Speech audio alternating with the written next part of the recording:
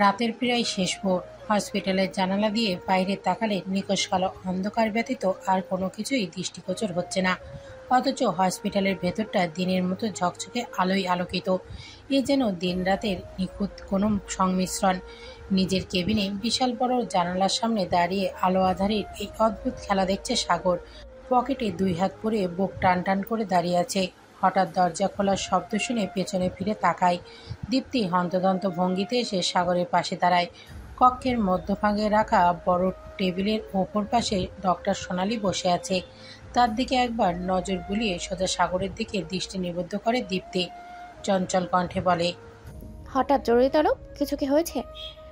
Doctor সোনালির দিকে এক নজর তাকায় সাগর। সে নির্বিকার ভঙ্গিতে বসে আছে, হাতে একটা লাল রঙের ফাইল। মনোযোগ দিয়ে কিছু একটা দেখছে সেই ফাইলে। সাগরের নিজের চেয়ারের দিকে যেতে যেতে দীপ্তিকে ছোট্ট করে বলে, বসো। বিনা বাক্যে বসে পড়ে দীপ্তি। তবে তার চোখে মুখে কৌতূহল এক ফোঁটাও কমেনি। পাশে দীপ্তির উপস্থিতি বুঝতে পেরে চোখ তুলে তাকায় সোনালি। হাতের ফাইলটা সাগরের দিকে ঠেলে দিয়ে দীপ্তির মুখোমুখি হয়ে বসে। আজ সোনালির মুখে কোনো কঠোরতা নেই, নেই দীপ্তির প্রতি রাগ বা ক্রোধ। বরং তাকে অত্যন্ত নমনীয় দেখাচ্ছে আজ। সেই সাথে চিন্তিতও লাগছে। সে আলতো করে দীপ্তির দুই হাত নিজের হাতের মধ্যে পুরে নেয়। দীপ্তির চোখের দিকে তাকিয়ে ধীর কণ্ঠে বলে, আমার কথা মনোযোগ দিয়ে শোনো দীপ্তি। দীপ্তির বুক ধুকপুক করছে, গলা শুকিয়ে আসছে। সোনালির হঠাৎ এমন পরিবর্তন তাকে ভাবাচ্ছে খুব। তাছাড়া ওদের চোখ অনেক কিছু বলতে চাইছে, বিনা বাক্যে কিছু অশনীয় ইঙ্গিত দিচ্ছে। অস্থির দীপ্তির ভয়ার্থক মুখের দিকে তাকিয়ে ডক্টর সোনালি বলে, তোমার স্বামী তোমার সাথে বেইমানি করেছে দীপ্তি। ধড়াস করে ওঠে দীপ্তির বুক। কাঁপা কাঁপা কণ্ঠে বলে, এসব কেন বলছেন আপনি? দীপ্তির গলা কাঁপছে, ভয় হচ্ছে ভীষণ। ভয়ার্ত চোখে দৃষ্টি নিবদ্ধ করে সাগরের দিকে। তার চেহারা মলিন, কোনো কথা নেই তার মুখে। সোনালি ফের বলতে শুরু করে, তোমার স্বামীকে বিশ্বাস করে অনেক বড় ভুল করেছো তুমি। সে শুধু তোমার বোনেরই ক্ষতি করেনি, বরং তোমার ক্ষতি সবচেয়ে বেশি করেছে। এতগুলো বছর ধরে তোমাকে ভুল চিকিৎসা দেওয়া হচ্ছে দীপ্তি। বাচ্চার জন্য তুমি এতগুলো বছর ধরে ডক্টরের দুয়ারে দৌড়াচ্ছ, কিন্তু তুমি কি জানো তোমার ট্রিটমেন্ট করছিল যে ডক্টর, সে তোমাকে এমন একটা ঔষধ দিচ্ছে যা বাচ্চা না হওয়ার জন্য দায়ী। এমনকি এতে বন্ধ্যাত্বেরও ঝুঁকি আছে।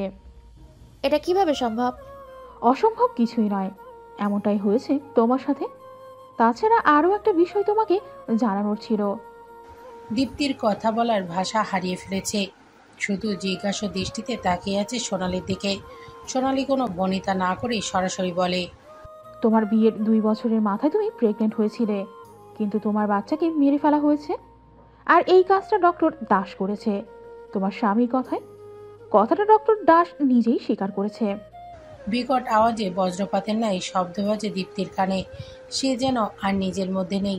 সোনালির এক একটা কথার আঘাতে সোজা তার বুকে এসে লাগে। ক্ষতবিক্ষত করে দেয় দীপ্তির কোমল হৃদয়।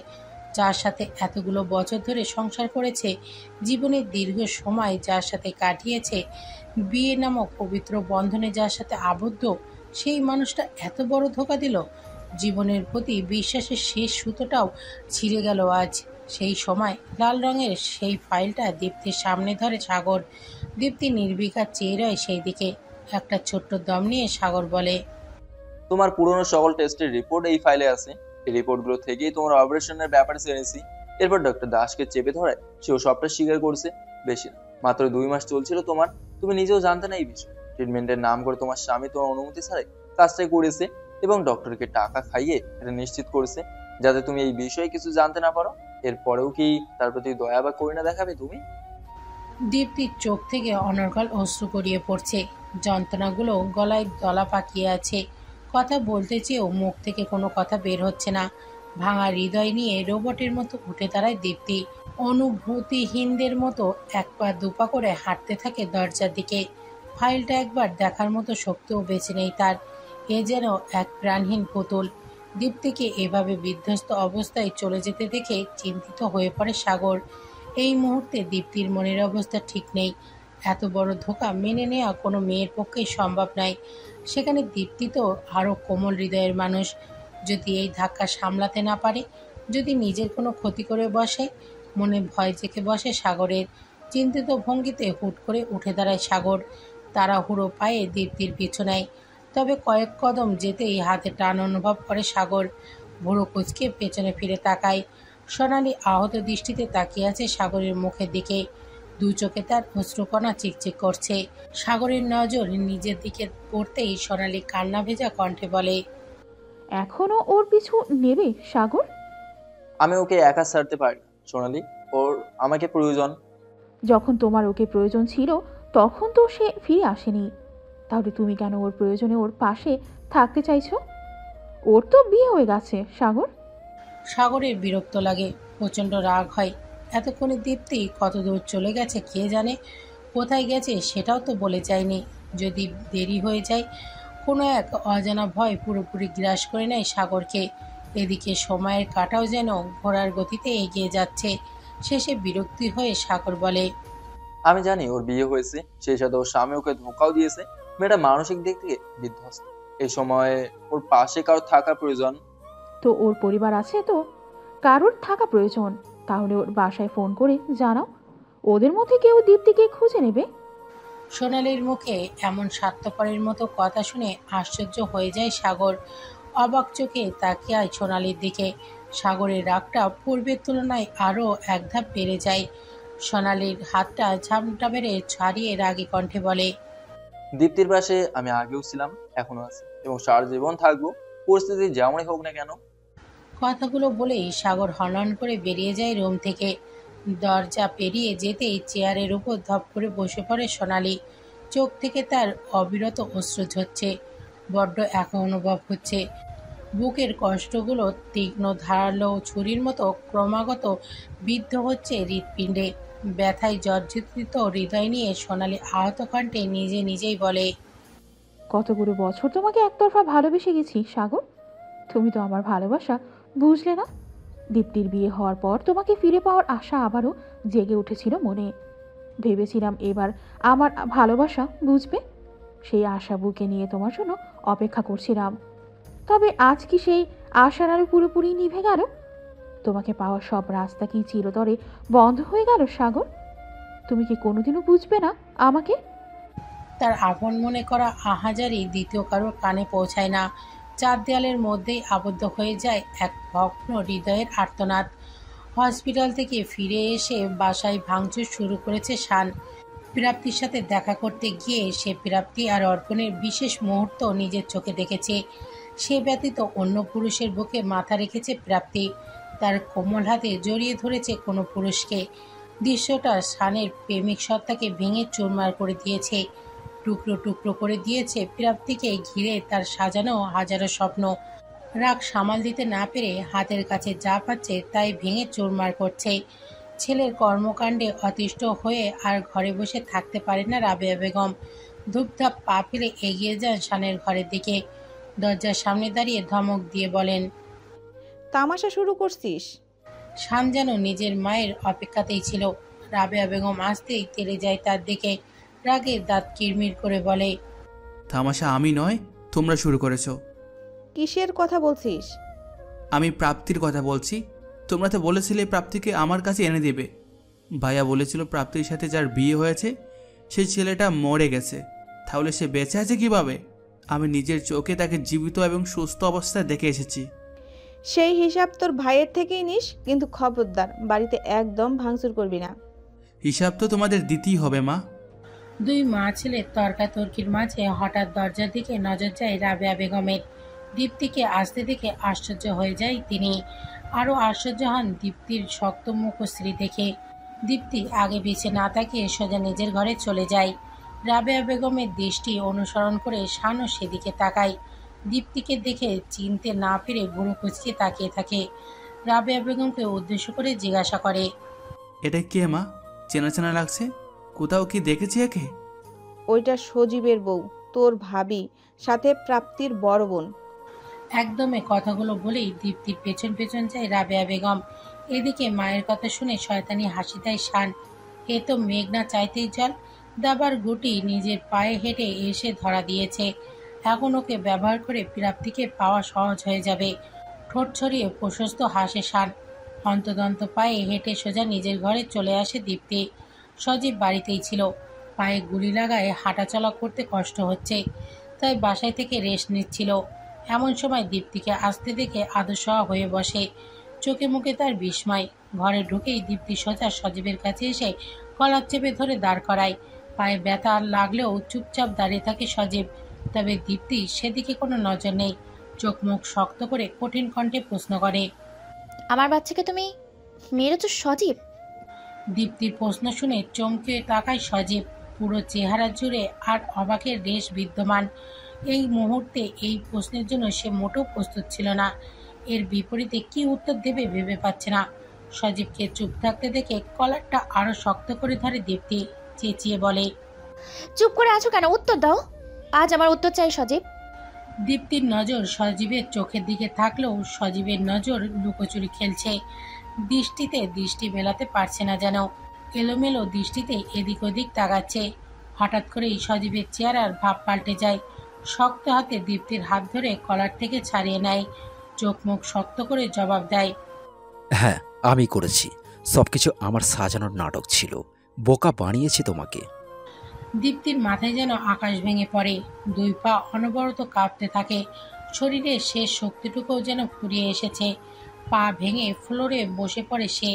অশ্রুসিক্ত নয়নে সজীবের দিকে তাকায় দীপ্তি। ভাঙা কণ্ঠে বলে, কিন্তু কেন? আমার এত বড় ক্ষতি কেন করলে? কারণ তোমাকে আমি বিয়ে করেছিলাম প্রতিশোধ নিতে, তোমার বোন সহ পুরো পরিবারকে শাস্তি দিতে, তোমার সাথে সুখে সংসার করতে নয়। এই সব কিছুই আমার প্রতিশোধের অংশ ছিল। এর মানে 9 বছরের সংসার, ভালোবাসার কথা এসব মিথ্যে ছিল? সজীবের সহজ স্বীকারোক্তি। হ্যাঁ, সব মিথ্যে ছিল। তাহলে আমি কেন বুঝতে পারলাম না? এতদিন ধরে চলা মিথ্যে নাটক আমি কেন ধরতে পারিনি? বিয়ের পর থেকে তোমার দেওয়া ভালোবাসা, তোমার করা যত্নগুলো আমার কাছে মিথ্যে লাগেনি কেন? যতবার তুমি আমার কাছে এসেছো, তোমার চোখে আমি ভালোবাসা দেখেছি, কামনা দেখিনি কখনো। এত এত মিথ্যে কোনটা আমি ধরতে পারলাম না কিভাবে? ইতিমধ্যে ঘুরে দাঁড়িয়েছে সজীব। দীপ্তির দিক থেকে মুখ ফিরিয়ে উল্টো দিকে হয়ে দাঁড়িয়ে আছে। দুই হাত পকেটে গুজে গম্ভীর মুখে তাকিয়ে আছে ঘরের দেয়ালের দিকে। যেন এখানে যা কিছু হচ্ছে তাতে তার কিচ্ছু যায় আসে না। দীপ্তির চোখের পানি মুছে কান্না ভেজা কণ্ঠে বলে, আমাকে এত বড় ধোকা কেন দিলে সজীব? কি অপরাধ ছিল আমার? আমার বাচ্চাটার কি অপরাধ ছিল? ও তো তোমারও সন্তান ছিল। নিজের সন্তানকে খুন করতে বুক কাঁপলো না তোমার? এতটা পাষাণ হয়ে গেছো তুমি? সজীব নির্বিকার, কোনো কথাই নেই মুখে। দীপ্তি দুর্বল শরীরে উঠে দাঁড়ায়। দুই হাতে চোখ মুজে সজীবের দিকে আঙুল তাক করে বলে, তোমাকে আমি কখনো ক্ষমা করবো না সজীব, কোনোদিন না। তোমাকে শাস্তি পেতে হবে। তোমার সব অপকর্ম আমি অর্পণকে বলে দিব। আমার সন্তানকে খুনিকে আমি ছেড়ে দিব না। কথাগুলো বলেই উল্টো দিকে হাঁটা দেয় দীপ্তি, কিন্তু বেশি দূর আগাতে পারে না।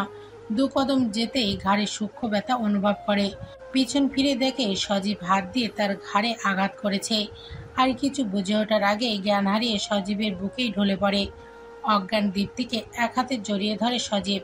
বুকের সাথে চেপে ধরে দীপ্তির জ্ঞানহীন মুখের দিকে তাকিয়ে মুচকে হেসে বলে, তোমাকে তো যেতে দেওয়া যাবে না জান। যদি এখানে না আসতে তাহলে আমি কিছুই করতাম না। কিন্তু তুমি নিজে থেকে আমার কাছে এসেছো। এবার যে তোমার যাওয়ার রাস্তা বন্ধ। অর্পণের বুকে মাথা রেখে গভীর নিদ্রায় মগ্ন প্রাপ্তি। ভরসার জায়গা পেয়ে দিন দুনিয়া যেন ভুলেই গেছে। নিশ্চিন্তে শরীরের সকল ক্লান্তি দূর করছে যেন। প্রাপ্তির ঘুমানোর পর থেকে অর্পণ আর চোখের পাতা এক করেনি। সেই থেকে এক ধ্যানেই তাকিয়ে আছে। মুগ্ধ নয়নে চেয়ে আছে নিজের প্রিয়তমা স্ত্রীর মুখের দিকে। অর্পণের মনে এক আকাশ সমান প্রাপ্তি মেলে এই মেয়েটাকে দেখে। বক্ষস্থলে জুড়ে শীতলতা ছেয়ে যায়। দেখাদেখির মাঝে প্রাপ্তিকে আরও একটু কাছে টেনে নেয় অর্পণ। বুকের সাথে শক্ত আলিঙ্গনে আবদ্ধ করে কপালে গভীর চুমু দেয়। ঘুমে বিভোর প্রাপ্তি কিছুই টের পায় না, বরং নড়েচড়ে মাথাটা অর্পণের বুকের সাথে আরও দৃঢ়ভাবে গেঁথেছিল। আচ্ছা, এ যে অর্পণ প্রাপ্তিকে চুমু খেলো, প্রাপ্তি যদি জেগে থাকতো তখন কি করতো? লজ্জা পেত কি?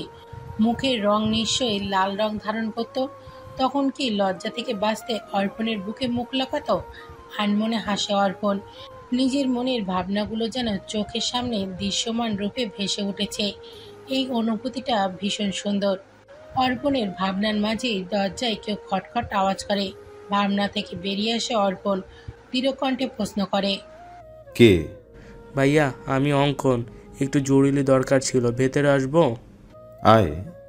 দরজার খটখট আওয়াজ এবং অর্পণের কথা শুনে ঘুম ভেঙে যায় প্রাপ্তির।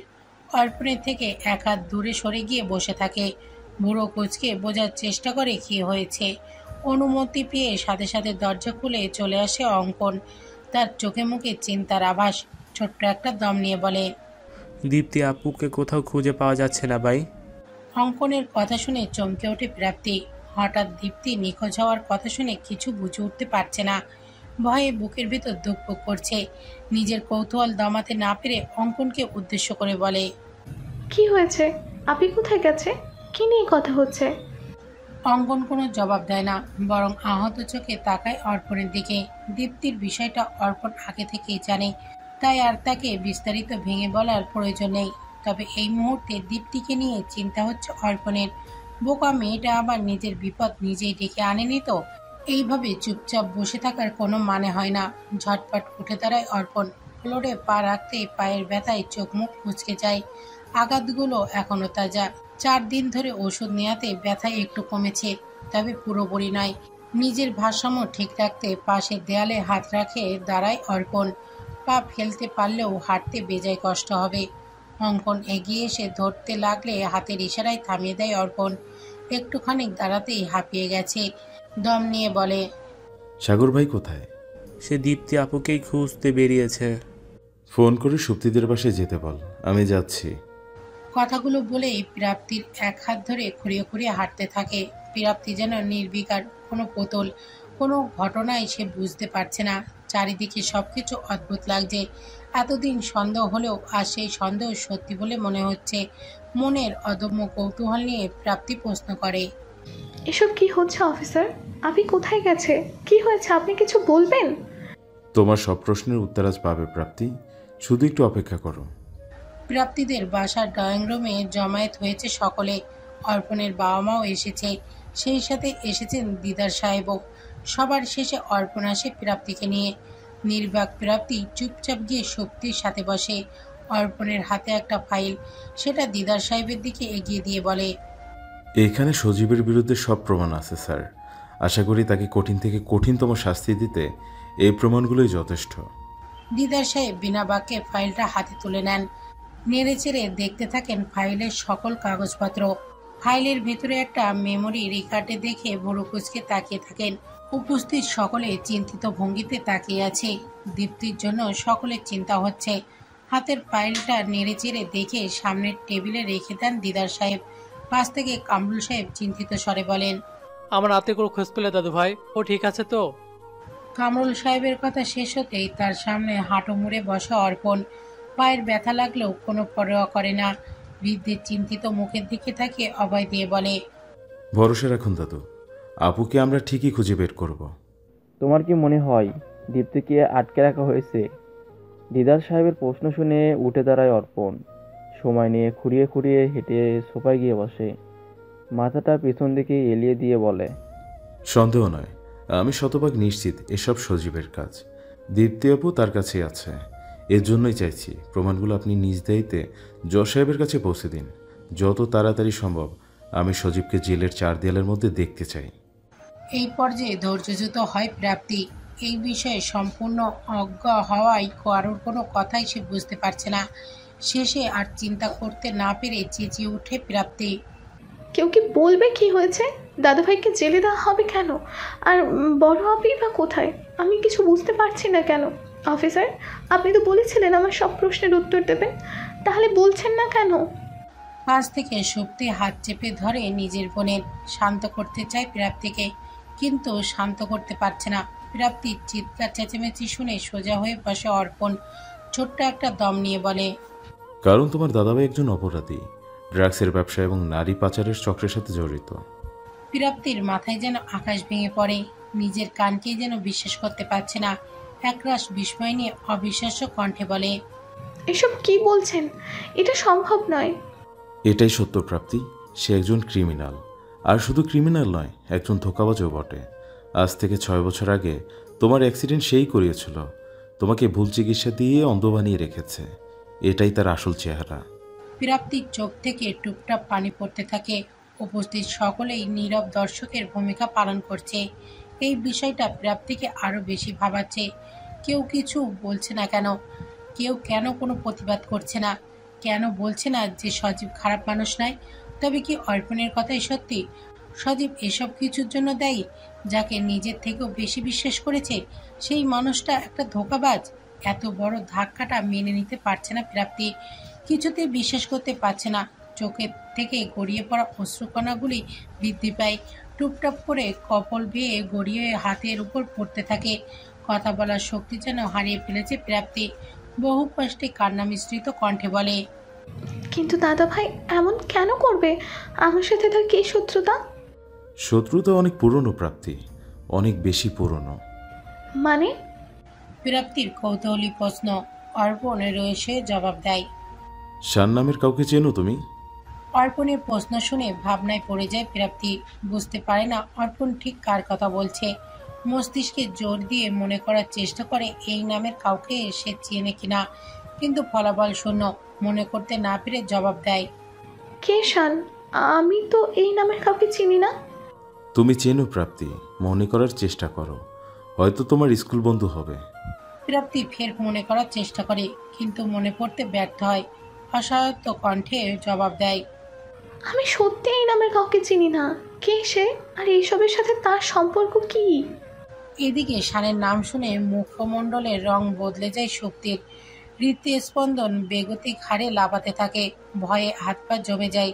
শক্তির চেহারায় এই আকস্মিক পরিবর্তন আর কেউ লক্ষ্য না করলেও অঙ্কন ঠিকই লক্ষ্য করেছে। তবে কিছু বলে শক্তিকে অপ্রস্তুত করতে চায় না। সময় দেয় নিজেকে সামলে নেয়ার। ঘাড় ঘুরিয়ে অর্পণের দিকে তাকাতে গিয়ে নজর পড়ে মারুফ সাহেবের দিকে। তার চেহারার রঙও পাল্টে গেছে। দেখে মনে হচ্ছে তিনি কিছু একটা লুকাচ্ছেন। অঙ্কনের ভাবনা কাটে অর্পণের আওয়াজে। প্রাপ্তিকে উদ্দেশ্য করে অর্পণ বলে, আজ থেকে প্রায় 10 বছর আগের কথা। তখন তুমি স্কুলে পড়তে, ক্লাস 7 অথবা 8-এ পড়তে। তখন শান নামক একটা ছেলে তোমার পিছনে পড়েছিল, মনে পড়ে? অর্পণের বর্ণনা শুনে ফের ভাবনায় পড়ে যায় প্রাপ্তি। বর্ণনার সাথে অতীতের কিছু মুহূর্ত মিলে যায়। চট করে মনে পড়ে যায় পুরনো স্মৃতি। মনে পড়ার ভঙ্গিতে প্রাপ্তি বলে, হ্যাঁ, মনে পড়েছে।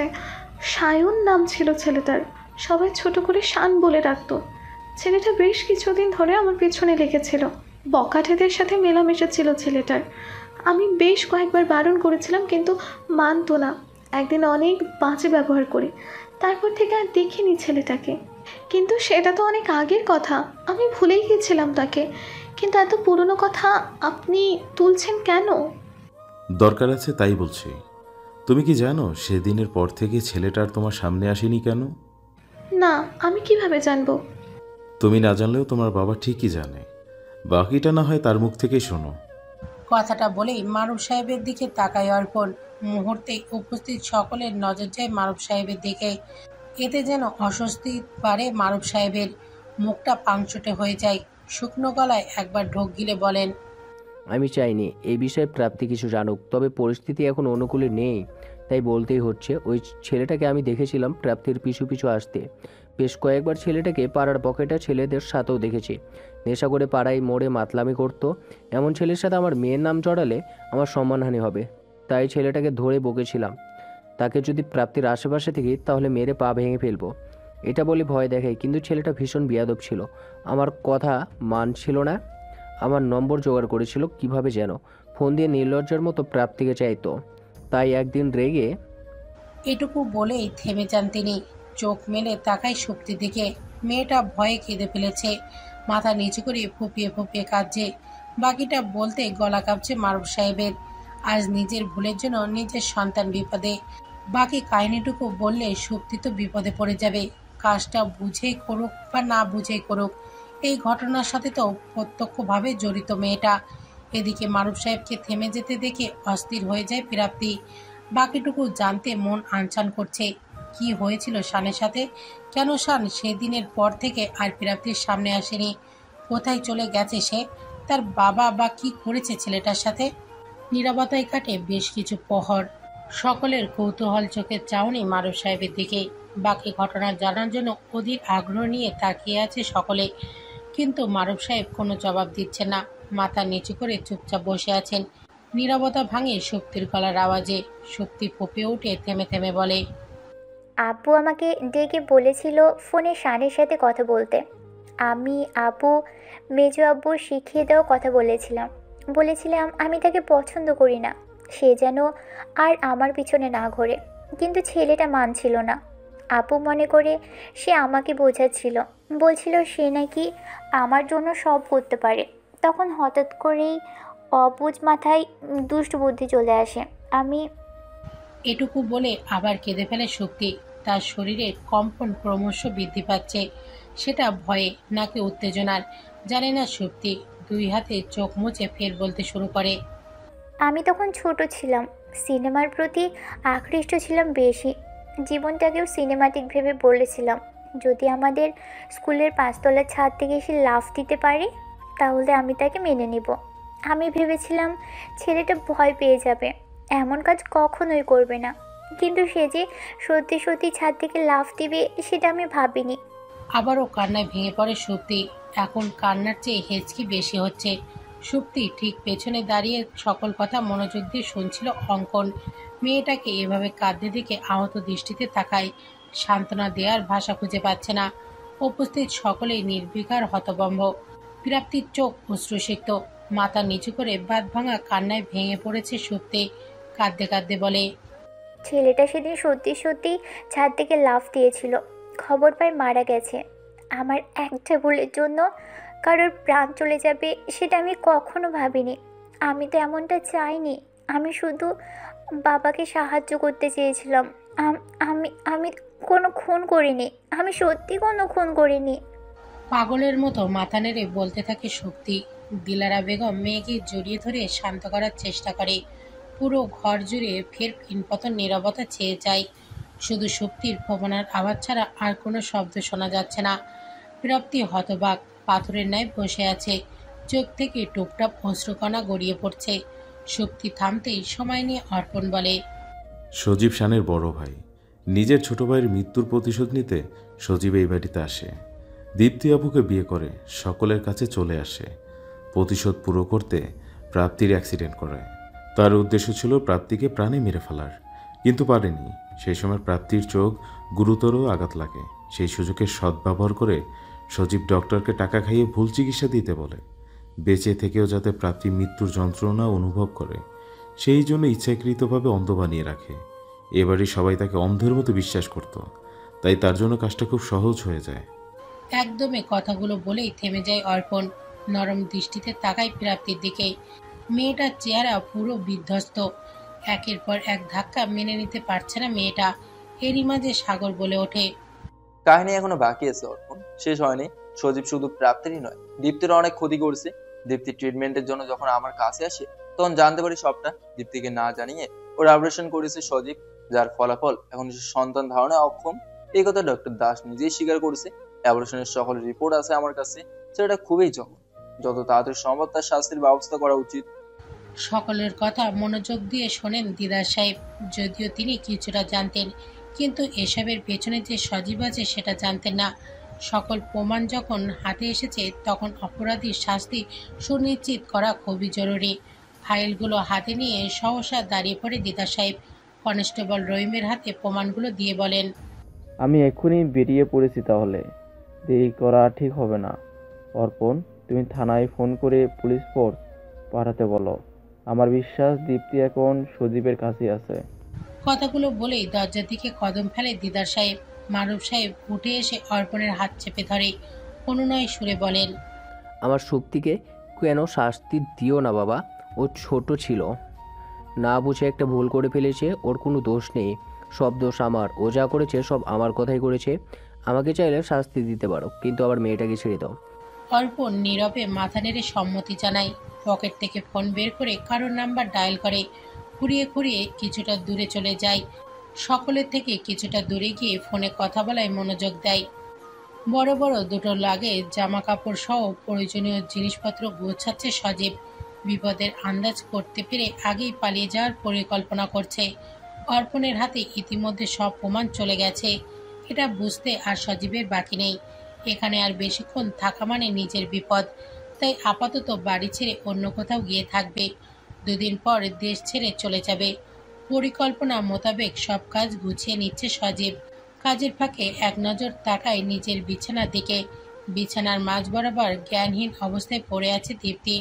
অতিরিক্ত কান্নাকাটির ফলে চোখ দুটো ফুলে উঠেছে। দীপ্তির শুকনো মুখের দিকে তাকিয়ে লম্বা নিঃশ্বাস ছাড়ে সজীব। পায়ে পায়ে এগিয়ে আসে দীপ্তির দিকে। দীপ্তির মাথার কাছে বসে ফিসফিস করে বলে, তোমার ক্ষতি করা আমার উদ্দেশ্য ছিল না দীপ্তি। প্রতিশোধ নিতে তোমাকে ব্যবহার করতে হয়েছে শুরু থেকেই অভিনয় করে গেছি তোমার সাথে। তবে অভিনয় করতে গিয়ে কখন যে ভালোবেসে ফেলেছি সেটা বুঝতে পারিনি। এখন যে তোমার ক্ষতি করার কথা আমি কল্পনাতেও ভাবতে পারি না। আমার তোমাকেই চাই দীপ্তি, খুব করে চাই। তাই তোমার অনুভূতি ছাড়াই সাথে করে নিয়ে যাচ্ছি। আমি জানি এই সিদ্ধান্ত তুমি মেনে নেবে না। জ্ঞান ফেরার পর থেকে আমাকে ঘৃণা করবে, তাতে কোনো সমস্যা নেই। আমি না হয় বাকিটা জীবন তোমার ঘৃণা নিয়েই বাঁচবো, তবুও তোমাকে নিজের থেকে দূরে যেতে দেব না। কথার মাঝেই চোখ থেকে টুপ করে 2 ফোঁটা অশ্রু গড়িয়ে পড়ে। সাথে সাথেই মুছে ফেলে সজীব। তাড়াহুড়ো করে উঠে দাঁড়ায়, দ্রুত পায়ে বেরিয়ে যায় ঘর থেকে। রাবেয়া বেগম নিজের ঘরের বিছানায় চিন্তিত ভঙ্গিতে বসেছিলেন। চোখ মুখ জুড়ে তার চরম হতাশা। সজীব ব্যস্ত পায়ে ঘরে ঢুকে নিজের মায়ের কাছে চলে যায়। রাবেয়া বেগমের মুখোমুখি দাঁড়িয়ে বলে, 1 ঘন্টার মধ্যে আপনি সানকে নিয়ে বেরিয়ে পড়বেন আম্মা। আমি সব ব্যবস্থা করে রেখেছি। এয়ারপোর্টে আমার লোক আছে, তারা আপনাকে নিরাপদে দেশ থেকে যেতে সাহায্য করবে। আর সান কোথায়? বাড়িতে নেই, কোথায় গেছে বলে যায়নি। রাবেয়া বেগমের ভাবলেশীন উত্তর। সজীবের রাগটা এবার তত্তর করে বেড়ে যায়। রেগে হুঙ্কার দিয়ে ওঠে, বাড়িতে নেই মানেটা কি? অর্পণ তার পুলিশ ফোর্স নিয়ে এলো বলে, আর এই মুহূর্তে তামাশা শুরু করেছে আপনার ছেলে। তো আমি কি করব? আমাকে বলে কোনো কাজ করে নাকি তোর ভাই? কোনো একটা ছেলে আমার বাধ্য না, জ্বালিয়ে শেষ করে দিল 2 ভাই মিলে। রাগ সামাল দিতে হাত মুঠো করে ধরে সজীব। দাঁতে দাঁত চেপে নিজেকে ধাতস্থ করে। চিবিয়ে চিবিয়ে বলে, এই ছেলেটাকে একটা শিক্ষা দেওয়া অনিবার্য। আজ আপনার ছেলে যদি কোনো গন্ডগোল করে তাহলে আমি কিন্তু ওকে একদম বাঁচাতে যাব না, কথাটা মনে রাখবেন। রিকে কথাগুলো বলেই হনহন করে বেরিয়ে যায় সজীব। রাবেয়া বেগমের ঠোঁটে বিদ্রুপের হাসি। ঠোঁট বাঁকিয়ে হেসে বলেন, বাঁচাতে তো তোকেই যেতে হবে সজীব। মনে হয় কিছু একটা ভুলে যাচ্ছিস। কোনো ব্যাপার না, মনে করিয়ে দিব। অর্পণদের বাড়ির সামনে দাঁড়িয়ে আছে শান। অপলক দৃষ্টিতে তাকিয়ে আছে দোতলা বাড়িটার দিকে। উদ্দেশ্য এক নজর প্রাপ্তিকে দেখা, একটু কথা বলা। সেই আশায় প্রাপ্তির জন্য অধীর আগ্রহে অপেক্ষা করছে। মিনিট 5 পর গেট দিয়ে একটা সাদা রঙের গাড়ি ঢোকে। গাড়িটা থামতেই সবাই প্রথমে বের হয় অর্পণ। পরপর বের হন সুভাষ সাহেব এবং সন্ধ্যা বেগম। সবার শেষে বের হয় প্রাপ্তি। সন্ধ্যা বেগমের হাত ধরে বাড়ির ভেতরের দিকে চলে যায় সে। গেটের অপর পাশে একটা দোকানে দাঁড়িয়ে সবটা দেখছিল শান। তার মুগ্ধ দৃষ্টি সোজা প্রাপ্তিতেই আটকে আছে। সুযোগ খুঁজছে প্রাপ্তির সাথে কথা বলার, কিন্তু প্রাপ্তির চারপাশে অর্পণ আর তার পরিবার থাকায় যেতে পারছে না কাছে। দূর থেকে কাতর নয়নে তাকিয়ে আছে শুধু। বাড়ি ফিরেই ড্রয়িং রুমে সোফায় গা এলিয়ে দেয় অর্পণ। শরীর এখনও পুরোপুরি সুস্থ নয়, তবুও দৌড়ঝাঁপ করতে হচ্ছে। অসুস্থ শরীরটা এত ধকল আর নিতে পারছে না। আয়েসি ভঙ্গিতে গা এলিয়ে বসতেই অর্পণের ফোন বেজে ওঠে। বাম হাতে ফোনটা বের করে রিসিভ করে অর্পণ। ফোনের ওপাশের ব্যক্তির কথা শুনে ঠোঁটের কোণে বাঁকা হাসি ফুটে ওঠে। চাপা হেসে ফোনটা কেটে দেয় অর্পণ। পরপরই ডায়াল করে কনস্টেবল রহিমের নাম্বারে। রিসিভ হতেই অর্পণ গম্ভীর কণ্ঠে বলে, অফিসার জয়কে বলুন টিম নিয়ে ওদের গোডাউনে যেতে, আমি আসছি। এটুকু বলে ফোন কেটে উঠে দাঁড়ায় অর্পণ। চিন্তিত হয়ে পড়ে মাহবুব সাহেব। প্রাপ্তি উদ্বিগ্ন কণ্ঠে বলে, কোথায় যাচ্ছেন আপনি? তোমার বোনকে ফিরিয়ে আনতে। সাথে সাথেই উত্তর দিয়ে বেরিয়ে যায় অর্পণ। বিজয় নিকটে দেখে পায়ের ব্যথাটাকে তুচ্ছ মনে হচ্ছে যেন। তবে অসুস্থ শরীরে আবার কোনো বিপজ্জনক কাজে যাওয়ার মন সায় দিচ্ছে না মাহবুব সাহেবের। যদি অপরাধীদের সাথে আবারও সংঘর্ষ হয়, অর্পণ তো শারীরিকভাবে সুস্থ নয়, চিন্তিত সুভাষ সাহেব ফোন করেন সাগরকে। রিসিভ হতেই তড়িঘড়ি করে বলেন, অপূর্ণ, কোথাও একটা যাচ্ছে সাগর। এই অসুস্থ শরীর নিয়ে আবার কোন বিপদে না পড়ে ছেলেটা। আমি দেখছি মামা, চিন্তা করো না। এটুকু বলে ফোন কেটে দেয় সাগর। কিছুটা স্বস্তি পান সুভাষ সাহেব। পুরনো বাড়িটার পেছন দিকে বিশাল বড় গোডাউন। সেখানে মাটির নিচে একটা গুপ্ত কক্ষ বানানো হয়েছে। বিপদে পড়লে গা ঢাকা দেওয়ার জন্য এই গুপ্ত কক্ষ বানিয়েছে সজীব। বলা বাহুল্য, এই গুপ্ত কক্ষের বিষয়ে এখনো কেউ কিছুই জানে না। দীপ্তিকে নিয়ে আপাতত এখানে আশ্রয় নিয়েছে সজীব। পরে সুযোগ বুঝে দেশ থেকে পালিয়ে যাবে। সাজানো ঘরটায় প্রয়োজনীয় সকল আসবাবপত্র আছে। ঘরের মধ্যে ভাগের রাখা বিশাল বড় খাটের ওপর নিশ্চিন্তে শুয়ে আছে সজীব। অনেক দৌড়াদৌড়ি হয়েছে, এবার একটু আরামের প্রয়োজন। পাশেই দীপ্তি ঘুমিয়ে আছে। ঘুমের ইঞ্জেকশন দিয়ে ঘুম পাড়িয়ে রেখেছে দীপ্তিকে। দেশ ছাড়ার আগ পর্যন্ত কোনো রিস্ক নিতে নারাজ সজীব। হঠাৎ করেই দরজার খটখট আওয়াজ হয়। বুড়ো কুচকে দরজার দিকে তাকায় সজীব। এই ঘরের বিষয়ে শুধুমাত্র সে ছাড়া আর কেউ জানত না। আজ আসার সময় সোহেলকেও জানিয়েছে সাহায্যের জন্য। তাহলে কি সোহেল এসেছে কোনো কারণে? মনে মনে ভাবতে ভাবতে দরজার কাছে গিয়ে পৌঁছায় সজীব। নিরাপত্তা নিশ্চিত করতে দরজায় রাখা ছোট্ট ফোঁটোটাতে চোখ রাখে। ওপাশে সোহেল দাঁড়িয়ে আছে। স্বস্তির নিঃশ্বাস ছেড়ে একটানে দরজা খোলে সজীব। বুড়ো কুচকে প্রশ্ন করে, তোকে বলেছি না বিশেষ দরকার ছাড়া এখানে আসবি না?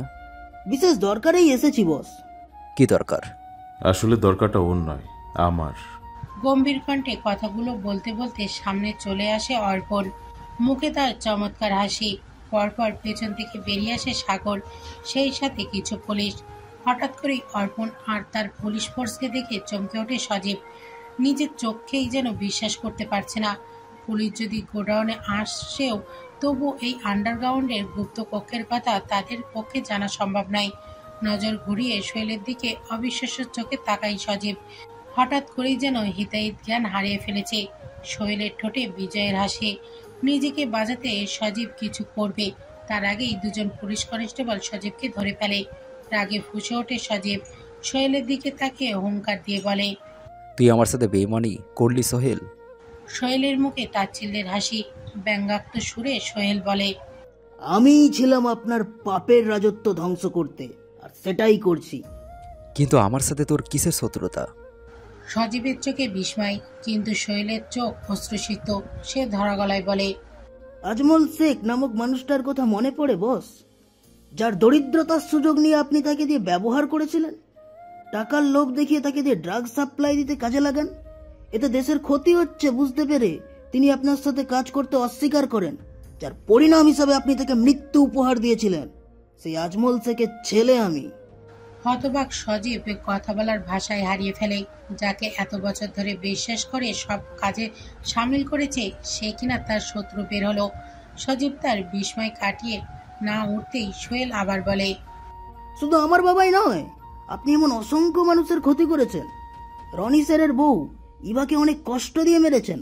আমার চোখের সামনে আপনার মামা মেয়েটাকে ধর্ষণ করে, মেয়েটা কত কাকুতি মিনতি করেছিল ছেড়ে দেওয়ার জন্য, কিন্তু আপনাদের মন গলেনি, মেরে ফেললেন। আপনার পাপের শেষ নেই। সবকিছুর হিসাব দিতে হবে আপনাকে, আর আপনার শাস্তি নিশ্চিত করতে আপনার বিরুদ্ধে সাক্ষী দেব আমি। কথাগুলো বলতে বলতে কান্নায় ভেঙে পড়ে সোহেল। পুরুষ মানুষ হলেও সে হাউমাউ করে কাঁদছে। আপনজন হারানোর ব্যথাটা নতুন করে মাথাচাড়া দিয়ে উঠেছে। চোখ জ্বলে অর্পণের। কান্না নয়, রাগে। সকলের উদ্দেশ্যে কড়া গলায় অর্পণ বলে, একে আমার চোখের সামনে থেকে সরাও, আমি একে আর সহ্য করতে পারছি না। সজীব নির্বিকার। তার চোখের দৃষ্টি নরম দেখায়, কিন্তু মুখে কোনো কথা নেই। হয়তো নিজের ভুল চোখের সামনে তুলে ধরায় বাখাড়া হয়ে গেছে। বিনা বাক্যে পুলিশের সাথে চলে যায়। যাওয়ার পথে একবার পেছন ফিরে দীপ্তির দিকে তাকায়। অচেতন দীপ্তি এলোমেলো হয়ে বিছানায় পড়ে আছে। জ্ঞান ফেরার পর সে কি আর সজীবের কাছে ফিরবে? দেখা করতে যাবে থানায়, নাকি সারা জীবনের জন্য মুখ ফিরিয়ে নেবে সজীবের থেকে? সজীবকে নিয়ে চলে যেতেই দীপ্তির কাছে দৌড়ে চলে যায় সাগর। অচেতন দীপ্তিকে টেনে তোলে। হাত পা ছেড়ে দিয়ে সাগরের বুকে লুটিয়ে পড়ে দীপ্তি। দুই হাতে আগলে নেয় সাগর। বিড়বিড় করে বলে, তোমার কিচ্ছু হবে না দীপ্তি, আমি তোমার কিচ্ছু হতে দেব না। তাড়াহুড়ো করে কোলে তুলে নিয়ে চলে যায় সেখান থেকে। অর্পণ শুধু নীরব চোখে তাকিয়ে দেখে, বাধা দেয় না। কারণ সাগরের অস্থিরতা অর্পণ বোঝে, খুব ভালো করে বোঝে। নিশতি রাত, চারিদিকে শুনশান নীরবতা, বাইরে ঝিঝি পোকার ডাক শোনা যাচ্ছে, মাঝে মাঝে ভেসে আসছে বেওয়ারিশ কুকুরের কান্নার সুর। ব্যালকনিতে দাঁড়িয়ে রাতের প্রকৃতি অনুভব করছে প্রাপ্তি, দৃষ্টি তার সামনের দিকে। যদিও তার জন্য দিন আর রাতের মধ্যে কোনো পার্থক্য নেই, অন্ধদের আবার রাত দিন আছে নাকি? আপন মনে ভেবে তাচ্ছিল্য হাসে প্রাপ্তি। এই তাচ্ছিল্য হাসি শুধু চোখের দৃষ্টি না থাকার জন্য নয়, এই হাসি জীবন থেকে হারিয়ে যাওয়া প্রতিটা সুখের জন্য, আপনজনের ধোকার জন্য, কাছের মানুষের দ্বারা প্রতারিত হওয়ার জন্য, সর্বোপরি এই বিভীষিকাময়ের সময়ের জন্য। ভাবনার মাঝেই নিজের পেছনে কারোর অস্তিত্ব অনুভব করে প্রাপ্তি। গন্ধ সুখে বুঝতে পারে ব্যক্তির পরিচয়। অর্পণের প্রতিটা প্রশ্বাসের সাথে পরিচিত প্রাপ্তি, তাই চিন্তা ভাবনা না করেই ঠান্ডা গলায় বলে, চুপ করে আছেন কেন অফিসার? আজও বুঝে গেছো আমার উপস্থিতি? অর্পণের বিস্ময়সূচক প্রশ্ন শুনে প্রশস্ত হাসে প্রাপ্তি। পেছন ফিরে অর্পণের মুখোমুখি হয়ে দাঁড়ায়, চমৎকার হাসি দিয়ে আতুরী কণ্ঠে বলে, আপনার প্রতিটা কদমের সাথে আমি পরিচিত, আর আপনার শরীরের গন্ধ সেটা আরও বেশি পরিচিত। মুচকি হাসে অর্পণ, বুকটা প্রশান্তিতে ফুলে ওঠে। প্রাপ্তির মুখটা এক হাতে আগলে নিয়ে বলে, বাসায় কথা হয়েছে? হ্যাঁ, জ্ঞান ফিরেছে আপির, তবে শরীর ভীষণ দুর্বল, আপি পুরোপুরি ভেঙে পড়েছে। থেমে যায় প্রাপ্তি, চেহারায় ভর করে একরাশ বিষাদ, টলমল করে ওঠে দুই চোখ। প্রাপ্তির মলিন কণ্ঠে ফের বলে, এই দুঃসময় কখন শেষ হবে অর্পণ? কবে সব কিছু স্বাভাবিক হবে? অশ্রুকণায় টইটুম্বুর হয়ে গেছে প্রাপ্তির চোখ। পলক ফেললেই তার নির্দ্বিধায় গড়িয়ে পড়বে কপল বেয়ে। বুকের ভেতর ধকপক করে ওঠে অর্পণের। একটানে প্রাপ্তিকে নিজের বুকে নিয়ে আসে। প্রিয় মানুষের চোখের পানে দেখে নিজের শরীরের ব্যথা বেমালুম ভুলে গেছে যেন। প্রাপ্তির মাথাটা বুকের সাথে চেপে ধরে ভরসা দিয়ে বলে, খুব তাড়াতাড়ি আধার কেটে যাবে প্রাপ্তি, নতুন ভোর খুব সন্নিকটে। সেই নতুন ভোরের আলোয় আমাদের জীবন সকল আধার কেটে যাবে। কোনো জবাব দেয় না প্রাপ্তি, চুপচাপ অর্পণের বুকের সাথে লিপ্টে থাকে। প্রশান্তি লাগে এইখানেই, এক আকাশ সমান ভালো লাগায় ছেয়ে যায় মন। নিঃশব্দে প্রাপ্তিকে কোলে তুলে নেয় অর্পণ, কদম বাড়ায় বিছানার দিকে। হাঁটতে গিয়ে পায়ে চাপ লেগে ব্যথা লাগলেও সেটা মুখ বুজে সহ্য করে নেয় অর্পণ। এই সামান্য ব্যথা যদি প্রণয়ের সূচনা করে তাহলে তাই হোক। প্রাপ্তিকে বিছানায় শুয়ে দিয়ে নিজেও পাশে শুয়ে পড়ে, মাথাটা পূর্বের মতোই নিজের বুকের ওপর রাখে। ছোট্ট ছোট্ট করে বিলি কেটে দেয় চুলে। আরাম লাগে প্রাপ্তির, আবেশে চোখ বন্ধ করে ফেলে। চোখের পাতা এক করতেই দুফোঁটা অশ্রুকণা গড়িয়ে পড়ে চোখ থেকে, পতিত হয় অর্পণের প্রশস্ত লোমশ বুকে। ভোরু কুচকে যায় অর্পণের। দুই হাতে প্রাপ্তির মুখ আগলে ধরে ব্যস্ত কণ্ঠে বলে, কাঁদছো কেন? আমি আপনাকে দেখতে চাই অফিসার, নিজের চোখে দেখতে চাই। প্রাপ্তির আকুল ভরা কণ্ঠে আবেদনময়ী বাক্য শুনে বুকে সূক্ষ্ম ব্যথা অনুভব করে অর্পণ। এই মেয়েকে অর্পণ কিভাবে বোঝাবে? তার আবেদনময়ী কণ্ঠ অর্পণের বুক ক্ষতবিক্ষত করে দেয়, হৃদয় দুমড়ে মুচড়ে ভেঙে ফেলে। ব্যথায় জর্জরিত হয় হৃৎপিণ্ড। নিজের বুকের ব্যথা দূর থেকে প্রাপ্তিকে বোঝাতে লেগে পড়ে অর্পণ। হালকা হেসে বোঝানোর ভঙ্গিতে বলে, আমি তো আগে বলেছি প্রাপ্তি, চোখের দেখার প্রয়োজন নেই, বরং চোখের দেখার চেয়ে ছুঁয়ে দেখায় বেশি তৃপ্তিদায়ক। একবার গভীরভাবে ছুঁয়ে দেখো, মনের খাতায় কল্পনার কলমে ছবি আঁকো, দেখবে এই দেখার মতো আনন্দ পৃথিবীতে আর কোনো কিছুতেই নেই। অর্পণের আবেগ মিশ্রিত কণ্ঠে হারিয়ে যায় প্রাপ্তি, ঘোরের মধ্যে চলে যায় মুহূর্তেই। ঘোরের রেস ধরেই নিজের ডান হাতটা অর্পণের দিকে বাড়িয়ে দেয়।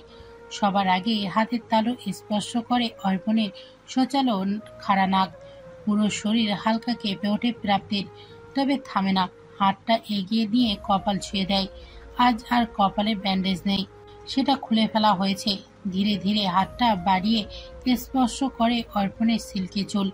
বাতাসের দাপটে হালকা দুলছে চুলগুলো, এলোমেলো হয়ে আছড়ে পড়ে প্রাপ্তির হাতে, অর্পণের কপালে। এবার কপাল থেকে হাতটা ধীরে ধীরে নিচে নামিয়ে আনে প্রাপ্তি। আঙুলগুলো স্পর্শ করে অর্পণের দুই ঠোঁট।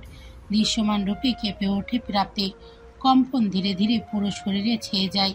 ছুঁয়ে দেখার অনুভূতিটা বড্ড প্রখর। এদিকে অর্পণের অবস্থা বেহাল, হাঁসফাঁস লাগছে, কান গরম হয়ে গেছে, গলা শুকিয়ে গেছে। আধা রাতে প্রিয় মানুষের গভীর স্পর্শ অর্পণকে বেসামাল করে দিয়েছে। নিষিদ্ধ ইচ্ছেরা ওকে দিচ্ছে।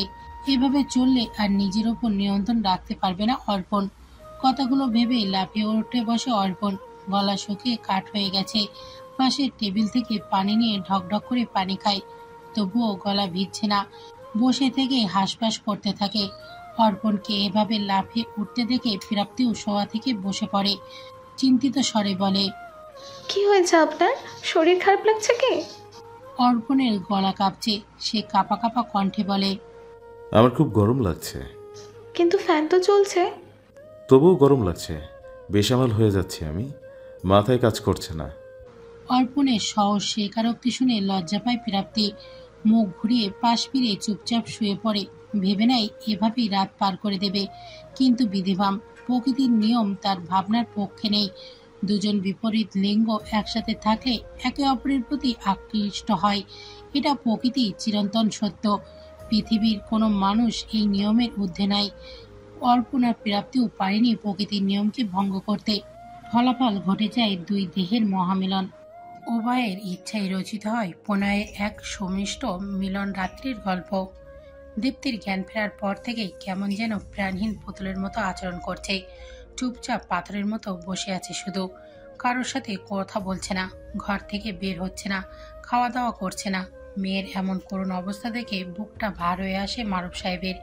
এদিকে কামরুল সাহেবও অসুস্থ। কয়েকদিনের ঘটে যাওয়া ঘটনা নিয়ে চিন্তায় করতে করতে অসুস্থ হয়ে পড়েছেন বৃদ্ধা। বাবার সাথে দেখা করে সময় নিয়ে মেয়ের ঘরে আসেন মারুফ সাহেব। ঘরে পা রাখতেই দেখেন শক্তি সোফায় খাবার নিয়ে হতাশ হয়ে বসে আছে। দীপ্তি খাটের সাথে মাথা ঠেকিয়ে চোখ বন্ধ করে বসে আছে। একটা দীর্ঘশ্বাস ফেলে বড় মেয়ের দিকে এগিয়ে যান মারুফ সাহেব। দীপ্তির পাশে বসে আলতো করে মাথায় হাত রাখেন। আদুরি কণ্ঠে বলেন, এভাবে না খেয়ে থাকলে কিভাবে হবে আম্মু? কিছু খেয়ে নাও। দীপ্তির বন্ধ চোখের কোণ দিয়ে টুপ করে পানি গড়িয়ে পড়ে। চোখ খুলেই ঝাপটা মেরে হাত সরিয়ে দেয়। চেঁচিয়ে বলে, কেন এসেছো এখানে? এখনো এভাবে কথা বলবি মা? বাবাকে কি ক্ষমা করে দেওয়া যায় না? আমার ক্ষমা দিয়ে তুমি কি করবে? তুমি যা চাও তা তো পেয়েছো। তোমার তো খুশি হওয়া উচিত। নিজের সম্মান বাঁচাতে তুমি আমার ইচ্ছেকে মেরে ফেলেছ। আমার মতের বিরুদ্ধে গিয়ে জোর করে সজীবের সাথে বিয়ে দিয়েছো। তোমার দেওয়া হুমকিতে আমি একটা নির্দোষ ছেলের মন ভেঙেছি। তুমি আমার থেকে সব সময় সব কিছু কেড়ে নিয়েছো বাবা। তুমি আমার মুখের হাসি কেড়ে নিয়েছো, আমার জীবনটা অভিশপ্ত করে তুলেছো। কি এমন ক্ষতি হতো তখন আমার কথা মানলে? কি এমন ক্ষতি হতো আমার পছন্দের মানুষটার সাথে বিয়ে দিলে? আমি সুখে থাকতাম, আমার জীবনটা সুন্দর হতো। কিন্তু সেটা তুমি চাওনি, আমার কষ্ট চেয়েছো তুমি। তাহলে এখন কেন দরদ দেখাতে আসছো বলো? দীপ্তির তেজি কথার বিপরীতে উত্তর খুঁজে পান না মারুফ সাহেব। নিজের করা ভুলের জন্য আজ নিজের সন্তানের চোখেই ঘৃণিত। বাঁধ ভাঙা কান্নায় ভেঙে পড়েন মারুফ সাহেব। মেয়ের দিকে তাকিয়ে আকুল ভরা কণ্ঠে বলেন, মারে, আমি তো তোর ভালোই চেয়েছিলাম। সন্তানের ক্ষতি কোনো বাবা চায় না, তবুও আমার দ্বারাই সব ক্ষতি হয়েছে। আমি তোদের ভালো করতে গিয়ে অজান্তেই খারাপ করে ফেলেছি। বাবাকে ক্ষমা করে দেওয়া যায় না? এতগুলো বছর যখন ক্ষমা করতে পারিনি, তাহলে তো আজ আরও সম্ভব না। জোর দিয়ে কথাগুলো বলেই হনন করে ঘর থেকে বেরিয়ে যায় দীপ্তি। মারুফ সাহেব দুই হাতে মুখ চেপে কান্নায় ভেঙে পড়েন।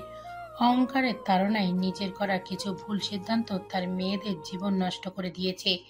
সাজানো গোছানো সংসার ভেঙে তছনছ হয়ে গেছে। আর কিচ্ছু বাকি নেই। সকাল সকাল থানায় চলে এসেছে অর্পণ। উদ্দেশ্য সজীবের সাথে দেখা করা। ব্যস্ত পায়ে হেঁটে সজীবের ছেলের সামনে এসে দাঁড়ায় অর্পণ। সজীব দেয়ালের দিকে মুখ করে শুয়ে আছে। হাতের উন্মুক্ত জায়গায় মারের দাগ জখম হয়ে আছে। সজীবকে উদ্দেশ্য করে কিছু বলবে এমন সময় ঝড়ের গতিতে দীপ্তি এসে দাঁড়ায়। অর্পণ অবাক চোখে তাকিয়ে থাকে শুধু। দীপ্তি এসেই ছেলের সামনে লোহার শিক ধরে কড়া গলায় ডাকে, সজীব। দেয়ালের দিকে মুখ করে চোখ বন্ধ করে শুয়েছিল সজীব। হঠাৎ পেছন থেকে দীপ্তির কণ্ঠ শুনে হুট করে পেছন ফিরে তাকায়। দীপ্তির পেছন পেছন শক্তিও চলে এসেছে। দীপ্তিকে সজীবের ছেলের সামনে দেখে পাশে দাঁড়িয়ে পড়ে। সজীব ধীর পায়ে এগিয়ে আসে দীপ্তির দিকে। চোখে মুখে তার খুশির ঝলক। দীপ্তি তার সাথে দেখা করতে এসেছে, এ যেন সজীবের কল্পনার থেকেও বেশি কিছু। কিন্তু মুহূর্তেই সজীবের হাসি খুশি মুখটা চুপসে যায় দীপ্তির কথা শুনে। দীপ্তি ছেলের ভেতরে হাত বাড়িয়ে সজীবের ফতুয়ার কলার চেপে ধরে চিৎকার করে বলে, তুমি আমাকে কেন ঠকালে সজীব? কেন এত বড় প্রতারণা করলে? কি অপরাধ ছিল আমার? আমি তো তোমার কোনো ক্ষতি করিনি, তাহলে তুমি কেন আমার এত বড় ক্ষতি করলে? কেন আমার বাচ্চাটাকে কেন মারলে? তোমার এই ধোকা আমি সইতে পারছি না সজীব। আমার বুকে ব্যথা করছে, আমার দম বন্ধ হয়ে আসছে, নিঃশ্বাস নিতে পারছি না। আমি যে মরে যাচ্ছি সজীব, বিশ্বাস করো আমি মরে যাচ্ছি। এমন তিলে তিলে মৃত্যু কেন উপহার দিলে আমাকে? একবার কেন মেরে ফেললে না? কথাগুলো বলেই হাওয়া করে কাঁদতে থাকে দীপ্তি। তার করুণ কণ্ঠের এক একটা আর্তনাদ উপস্থিত সকলের বুক কাঁপিয়ে দিচ্ছে, অশ্রুসিক্ত করে দিচ্ছে সকলের চোখ। পাশে দাঁড়িয়ে সুপ্তি দুই হাতে মুখ চেপে কাঁদছে। তার বোনের এই করুণ পরিণতির জন্য কোনো না কোনোভাবে সে নিজেও দায়ী। এই অপরাধবোধ সুপ্তিকে পুড়িয়ে অঙ্গার বানিয়ে দিচ্ছে। অর্পণের সাথে দেখা করতে এসেছিল সাগর আর অঙ্কন। এখানে এসে দীপ্তিকে দেখে দূরত্ব বজায় রেখে দাঁড়িয়ে যায়। দীপ্তির আর্তনাদ সহ্য করতে না পেরে পেছন ফিরে জোরে সোরে নিঃশ্বাস টানে সাগর। চোখ দুটো লাল হয়ে গেছে সাগরের। কান্না আটকে রাখায় চোখের এমন করুণ দশা। সাগরের কাঁধে হাত রেখে সান্ত্বনা দেয় অঙ্কন। এদিকে দীপ্তির কান্না যেন বাঁধ ভেঙে গেছে, কিছুতেই থামছে না। চিৎকার করে কাঁদতে একসময় জ্ঞান হারিয়ে মাটিতে লুটিয়ে পড়ে। বোনকে জ্ঞান হারাতে দেখে ভয়ে চিৎকার করে ওঠে শক্তি। অর্পণ তাড়াহুড়ো করে এসে কোলে তুলে নেয়। দীপ্তির নিথর জ্ঞানহীন দেহটা নিয়ে ব্যস্ত পায়ে সেখান থেকে প্রস্থান করে। সজীবের চোখ জ্বলছে, ভীষণ জ্বলছে। দীপ্তির হাত পা ছেড়ে দেওয়ার নিথর দেহ দেখে বুকে ব্যথা করছে। কান্নারা গলার কাছে দলা পাকিয়ে আছে। ছেলের লোহা দুটো হাতে শক্ত করে চেপে ধরে বিড়বিড় করে বলে, যদি বলি এসব আমি নিজের ইচ্ছায় করিনি, তুমি কি বিশ্বাস করবে দীপ্তি? ক্ষমা করবে আমায়? দীপ্তির চেক আপ করছে সাগর। পাশেই অর্পণ দাঁড়িয়ে আছে। সুপ্তি দরজার সামনে দাঁড়িয়ে বোনের নিথর দেহের দিকে তাকিয়ে আছে। হঠাৎ করেই প্রচন্ড কান্না পায়। কান্না আটকে রাখতে না পেরে দৌড়ে সেখান থেকে চলে যায় সুপ্তি। থানার পেছনের দিকে ফাঁকা জায়গায় এসে ঘাসের উপর বসে পড়ে। দুই হাঁটুর ওপর থুতনি রেখে নিঃশব্দে চোখের জল বিসর্জন দেয়। ফোপানোর তরণায় পুরো শরীর কেঁপে কেঁপে উঠছে। কয়েক পল অতিবাহিত হতেই চোখের সামনে একটা সাদা রুমাল দেখতে পায়। কেউ রুমাল নিয়ে শক্তির দিকে বাড়িয়ে রেখেছে। হাতের মালিককে দেখার জন্য পাশে ঘুরে তাকায় শক্তি। পাশে সামান্য দূরত্ব রেখে অঙ্কন বসে আছে, দৃষ্টি তার সামনে খোলা মাঠের দিকে। সেদিকে চোখ রেখেই বলে, তাকিয়ে না থেকে রুমালটা নাও, এটা তোমার জন্য এনেছি।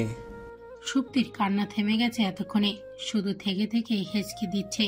রুমালটা নিয়ে চোখ মুছে নেয়। অঙ্কন আর চোখে তাকায় একবার, সাথে সাথে চোখ সরিয়ে নেয়। দৃষ্টি সামনের দিকে রেখেই বলে, কথায় কথায় কান্না করে কারা জানো? দুর্বলেরা। কিন্তু তুমি তো দুর্বল নও। আমার সাথে ঝগড়া করার সময় তো বাঘিনীর রূপ ধারণ করো, তাহলে এখন নিজেকে দুর্বল প্রমাণ করছো কেন? তো আপনি কি এখন আমার সাথে ঝগড়া করতে চাইছেন? একদম না, ঝগড়া করা আমার স্বভাব নয়, এটা তো তুমি করো, ঝগড়ুটো মেয়ে একটা। আপনি কিন্তু আমাকে অপমান করছেন। দুর্বলদের আবার মান অপমান বোধ আছে নাকি? জানতাম না তো। রাগে ফুঁসে ওঠে সুপ্তি। অঙ্কনের দিকে কটমট চোখে তাকিয়ে বলে, আপনি আসলেই একটা অসভ্য লোক। বাহ, উপকার করে অসভ্য উপাধি পেলাম। লাগবে না আপনার উপকার। আপনার উপকার আপনি আপনার কাছেই রাখুন। কথাটা বলেই হাতের রুমাল দিয়ে নাক মুছে অঙ্কনের দিকে ছুঁড়ে মারে সুপ্তি। হতবাক হয়ে যায় অঙ্কন। সুপ্তি এমন নোংরামি করবে এটা অঙ্কন কল্পনাতেও ভাবেনি। রুমালটার দিকে তাকিয়ে গা গুলিয়ে আসে অঙ্কনের। নাক মুখ কুঁচকে সুপ্তির যাওয়ার দিকে তাকিয়ে আছে। তুমি একটা বেয়াদব সুপ্তি। আর আপনি হলেন কলিজা কাটা ডক্টর। যেতে যেতে উঁচু গলায় কথাটা বলে মুখ ভেঙচি দিয়ে চলে যায় সুপ্তি। ঘাসের ওপর পড়ে থাকা রুমালটার দিকে করুণ চোখে তাকায় অঙ্কন। এটা তার সবচেয়ে পছন্দের রুমাল। সে তো শুধু রুমালে শক্তির হাতের ছোঁয়া চেয়েছিল। চোখের পানিটা ছিল এক্সট্রা গিফট, স্মৃতি হিসেবে নিজের কাছে রেখে দিত অঙ্কন। কিন্তু এই নোংরা রুমাল এবার সে কি করবে ভেবে চিন্তে পকেট থেকে বেশ কিছু টিস্যু বের করে। টিস্যুগুলো দিয়ে রুমালটা পেঁচিয়ে পকেটে পরে নেয়। বাসায় গিয়ে কাজের লোককে দিয়ে ধুয়ে নিতে হবে। ভাবতেই অবাক লাগে, হাইজিন নিয়ে সচেতন অঙ্কন এমন নোংরামি সহ্য করতে হচ্ছে। বেচারা হতাশ, ভীষণ হতাশ।